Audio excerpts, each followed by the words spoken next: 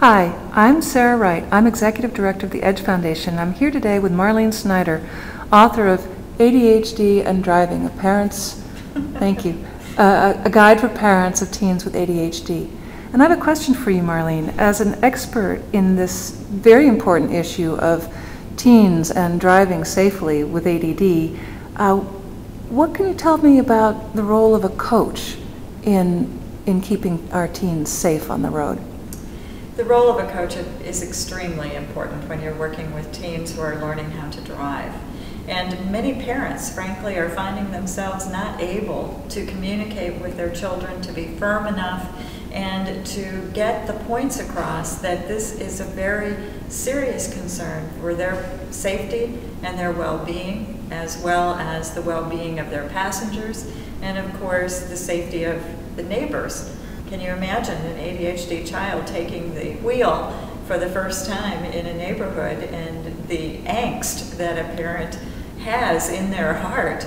You want them to be independent, but you're scared to death what ADHD is going to do to their ability to be safe. So any voice that can build a relationship with a teen, that can help them see through their parents' eyes their concerns and the need for safety in driving, will be a wonderful addition to the field. I gather there's a safe driving program outlined in your book. Basically, I wrote this book several years ago thinking that parents could coach children into how to be a safe driver.